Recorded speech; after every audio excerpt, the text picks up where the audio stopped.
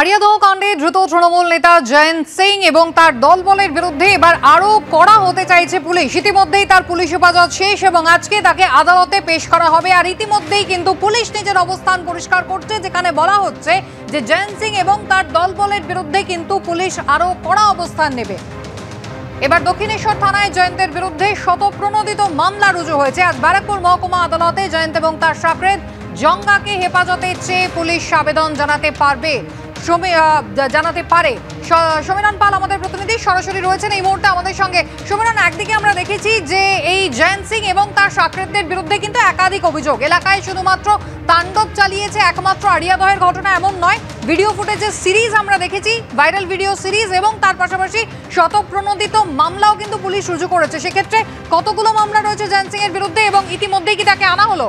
দেখো, এখনো আনা হয়নি ব্যারাকপুর মহকুমা আদালতে। আজকে 6 দিনের পুলিশ হেফাজত শেষে জয়ন্ত সিং সহ 7 জনকে নিয়ে আসা হবে ব্যারাকপুর মহকুমা আদালতে এবং সেখানে জানা যাচ্ছে দক্ষিণেশ্বর থানার পুলিশ তাকে নিজেদের হেফাজতে চেয়ে আবেদন জানাতে পারে, কেননা দক্ষিণেশ্বর এবং আরিয়াদহ জুড়ে তার একাধিক অপরাধের ঘটনা সামনে আসছে এবং ইতিমধ্যেই দক্ষিণেশ্বর থানার পুলিশ জয়ন্ত সিং এর বিরুদ্ধে শতপ্রণোদিত মামলা রুজু করেছে। আর সেই মামলায় জয়ন্ত সিং এবং তার ঘনিষ্ঠ সহযোগী জাঙ্গা ওরফে সৈকত মান্নাকে নিজেদের হেফাজতে চেয়ে আবেদন জানাতে পারে, এমনটাই আমরা সূত্র মারফত জানতে পারছি। কেননা 6 দিনের পুলিশ হেফাজতে ভাইরাল ভিডিও কাণ্ডে এই 7 জনকে গ্রেপ্তার করা হয়েছিল এবং আজকে নিজেদের হেফাজতে চেয়ে আবেদন জানাতে পারে। এই মুহূর্তে আমরা ব্যারাকপুর মহকুমা আদালত চত্বরে রয়েছি এবং সেখানে আমরা তৎপরতা দেখতে পাচ্ছি পুলিশের পক্ষ থেকে এবং সেই কারণে আজকে কিছুক্ষণের মধ্যেই তাদেরকে বেলঘরিয়া থানা থেকে নিয়ে আসা হবে জয়ন্ত সিং এবং তার সহযোগীদেরকে।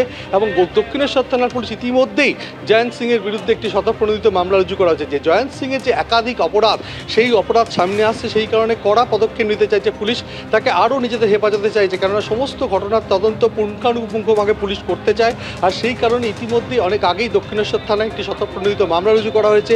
সেই মামলার পরিপ্রেক্ষিতে জয়ন্ত সিং এবং তার ঘনিষ্ঠ সহযোগী সৈকত মান্না ওরফে জঙ্গাকে নিজেদের হেফাজতে চেয়ে দক্ষিণেশ্বর থানার পুলিশ আবেদন করতে পারে বলে যেটা আমরা সূত্র মারফত জানতে পারছি। কুসুমিতা, একেবারে সমীরণ, ধন্যবাদ।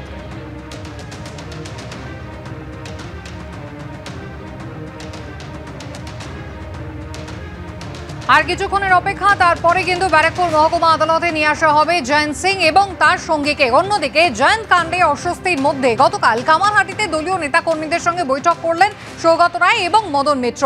তাৎপর্যপূর্ণভাবে এই বৈঠকের পর জানানো হলো যে এবার থেকে কামারহাটি নিয়ে কথা বলবেন শুধু সাংসদ সৌগত রায়। তাহলে কি মদন মিত্রর মুখ বন্ধ করতেই এই সিদ্ধান্ত, উঠছে প্রশ্ন।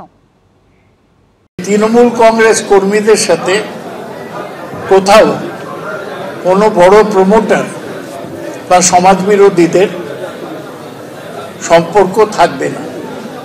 অতীতে যদি কোথাও ভুল হয়ে থাকে আমরা সেটা সংশোধন করার সিদ্ধান্ত নিয়েছি।